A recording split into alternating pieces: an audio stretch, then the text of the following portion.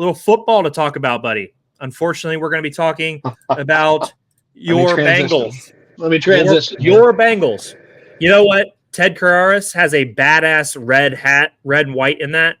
And I'm gonna probably get it and treat it like it's a Reds hat. So I don't want anybody to tell me that it's a Bengals hat because it's gonna be a Reds hat. It's a really nice hat, and I don't want people to think that I'm selling the other side. No. But Jordan, so let's run us through the Bengals before we get into the schedule. We've got 2 holdouts, correct? We've got Chase not practicing. We've got Hendrickson not practicing, and then we've got the Sam Hubbard injury. Where do you want to start? Because that's 3 really big pieces for the team. Let's start at the top. The most talked about is going to be the Jamar Chase now sitting out 4 practices in a row. Not looking great. Maxon, this is the only time you suck. All right, keep going. We're listening. Keep going. We love it. I love the hate. I'm also a heel on the side, so give me the booze. It just encourages me to go harder. But definitely. That's something to watch, Douglas, because, Joe Burrow coming off injury, that timing is not going to be there for live games. And we have Kansas City on week 2. So, we can't, we got the Patriots week 1. I'm not that, the Patriots are going to come out and give us some issues. They still always have a great defense, New England. But, overall, I think we're going to start the season 1-0. But wait on that. Wait on that. The players. But, just that timing. That timing is going to kill us. We got other guys getting, Yoshi look good, but they got to do something. Do we give them a pay raise? Do we kind of maybe look at how Cleveland handled the Amari Cooper deal? And, maybe we'll fork in, some money up front for this season and, restructure his contract. I don't know. Everybody knows how I feel about Mike Brown and Katie Blackburn at the moment from our last episode. If you don't, go revisit it. I'm not going to rehash it. But honestly, it just goes to show you, Douglas, this front office isn't getting it done, and I don't know what they're waiting on. Hopefully he puts business aside because we're preseason starts this Thursday for the NFL.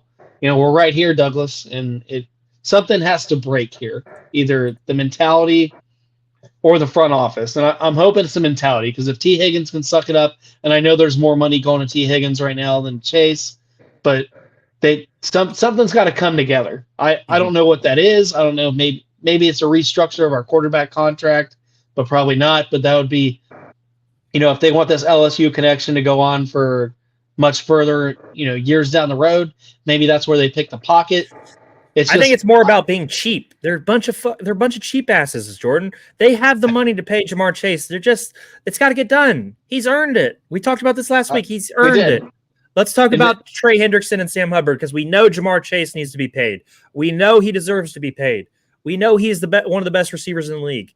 Get it done. We talked about it last week. What are your thoughts on Sam Hubbard based on the update that Zach Taylor gave us? It seems more like it's day-to-day than anything serious. What are your thoughts there? Well, MRIs, according to sources per ESPN, per NFL Network that I've read, the MRI came up negative for any tissue damage. There's no tears. There's no structural damage. So maybe it's just a tweak. Day to day, this happens in camp. Especially to a guy that's been, battled through an injury all last season. Had some tweaks in the offseason surgical wise. So I'm not as concerned about it as most fans, because to me, this is probably the healing factor. You go out there, you do a lot of live action stuff. Douglas, you've been an athlete. I've been an athlete. When you come off that first injury, everything's going to be sore. So the fact that maybe the cart picked him up, good on the medical staff. I'd rather throw you back in the cart and nothing be wrong with you versus having you take those first couple steps, because, we saw it in the Super Bowl a couple years ago. Guy comes off the sideline and just tears his ACL for no other reason. You saw it happen to Aaron Rodgers. Yep. So in this day and age, when we're spending millions of dollars on athletes, kudos to the medical staff for once in Cincinnati doing the right thing. I'm happy with it. I think it's going to be okay. I think it's going to be a week 1 starter. I know I kind of put that poll out to see, if we should make any outside signings just in case things came back a little more, on the bad news side. A name like Carl Lawson is still out there. I like to see us kick the tires on it, but it's probably not going to be a thing at this point with the good news coming from Hubbard's camp. So, But I'll transition into the Trey Hendrickson holding out. Douglas, I haven't heard a lot of news on why he's holding out because prior to that, I know he asked for more money in the offseason, but there was kind of a tune change where he said, okay, I'm happy to be here. I'm happy to compete for a Super Bowl, make a run with Joe Burrow and company. So I don't know why he's out. There might be a hidden medical reason, or it sounded like just because he's based on what Zach Taylor said, it sounded like it was a medical reason. I said it wrong when we got into it. It's I meant to say Sam Hubbard and him together medically, and I grouped him and Chase in, so that's my bad. But yeah, it sounds like it's a medical reason. So we'll wait and see on that. It looks like it's day to day also. But Jordan, let's get into what we're talking about big time here today, because we could go through this forever. I just want to put a bow on it. Trey Hendrickson's one of the best in the game. That talent's not gonna leave him. So him resting this early, I'm okay with it. Yeah, no, I'm not. I'm definitely not saying anything's an issue. And he showed up to he wants to be there and he's going to play. Okay, Jordan, week 1, New England Patriots. We both have you guys winning that game, Jordan. We got you guys 1-0. Let me get my piece of paper here so I can write these down so we have our predictions. So yeah, 1-0 for you guys. Week 2, Jordan, this is where it gets interesting. What are your thoughts here, week 2? Douglas, I think we squeak a win. I think give me 31-28 Cincinnati, squeaks a win. Money Mac does his thing, and history kind of repeats itself. Okay, so you're going to beat the Chiefs, right? Correct. Okay, I'm going to go Chiefs to beat you guys. And what I'm going to preface it saying is I think you lose week 2, but it helps you next time potentially in the playoffs. Quick shout out to Coach Fresh. You lose to KC. No, come on, Coach. Come on. So, I think you guys lose week 2, and you guys go 1-1, but it helps you later in the year. I know you guys play Kansas City extremely well, but I think they catch you guys early. I don't know, for whatever reason, Joe Burrow's not a fast starter. Then we've got the week 3 against Washington Commanders. We've got you guys down for a win there, 2-1. Jordan, I know you've got yourself a win there. Then we've got Carolina Panthers. I've got you at 3-1. You've probably got yourselves at 4-0, correct? Correct on that. Okay, so I got you guys 3-1. I mean, week 5, Baltimore at home. Jordan, what's the prediction? Ooh, that's a tough. At home, that's a tough one. At home, I think we beat them. I do. I think Joe Burrow's healthy. I think the offensive line, with or without Trent Brown in that situation, I think we get it done because I believe in this defense right now. I believe this defense can get to Lamar, make him uncomfortable, and cause that late turnover for a win. But I don't see the fireworks. I think this is going to be a 17-14 win against Baltimore. Coach Fresh, you lose to Baltimore times 2. Ouch. Times 2. Ouch. Coach Fresh. Okay, Jordan, I got you guys beating Baltimore in week 5 at home also. Then you go to at the New York Giants. Could be an interesting game, but I'm guessing you have yourself 6-0 at this point. You beat the Giants? I'm not even thinking about the Giants, Douglas. Move on. Okay, you beat the Giants. Then you go to Cleveland. And let me tell you something. You guys are probably in for a rude awakening in Cleveland. I got to be honest with you. For whatever reason, we have your number. I expect us to beat you guys down. What's it say? It says L. L. It says L. Okay, so that's where you have the first loss of the season. You're 6-1 at that point. Correct. I don't foresee us beating Cleveland in Cleveland. I think, Douglas, it's going to be closer than you think. I think Cincinnati actually comes out and puts a little fire, makes it a little interesting, but I don't see us getting over Cleveland's defense. Okay. I think the offensive line, the inconsistencies at guard are going to rear their head. Miles Garrett's he always eats against Joe. He always eats, but I'm giving credit where credit is due, 110%. Yeah. The Cleveland's got our number. Give us times 2. Yes, let's go. All right, Jordan, let's keep it moving. Let's keep it moving. We could get stuck in the weeds all day. Then you've got the Eagles week 8, Jordan. Eagles week 8. What do you think? Eagles week 8. The Eagles. This is a tough one, Douglas, because I don't know what the Eagles. I don't even know if the Eagles are going to have their starting quarterback by week 8. Why is that? Just from the inconsistent. Just because the inconsistent play of last year in their locker room imploding. So, if the Eagles come in with a subpar 500 record or below, wow, I see us winning. I see us taking the win. We have Coach your number. Fresh is killing it. Coach Fresh is killing it. Coach Fresh. I see what side of the fence you're on in Ohio. I apologize for your 30 years of misery. Go ahead and take a bow while you can. Okay, so do you guys beat the Eagles, Jordan? Do you guys beat the Eagles? I think we rebound. I think Cleveland wakes us up, and this team offensively goes in and beats the Eagles. Okay, I have you guys beating the Eagles also. Right now, you have the Bengals 7-1. I have them 6-2 through this point in the year. Next is week 9 against Las Vegas.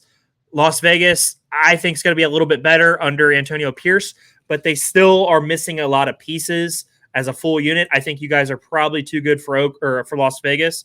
I have you guys 7-2. Jordan, what are your thoughts on the Las Vegas game? I think we get past Las Vegas, but like you kind of touched on, I think this game's going to be close because Las Vegas is better. Their offensive line is going to be better. They're going to have consistency from the linebacker position. They drafted well. They signed good agents.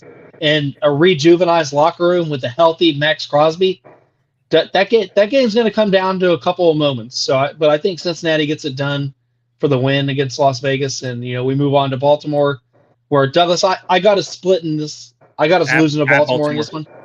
Yeah, Baltimore's going to be tough. I have you guys losing also. You have it 8-2 right now. I have it 7-3. I don't think there's a lot of shame in losing to Baltimore at Baltimore. No. But the next following week, you've got the Sunday game.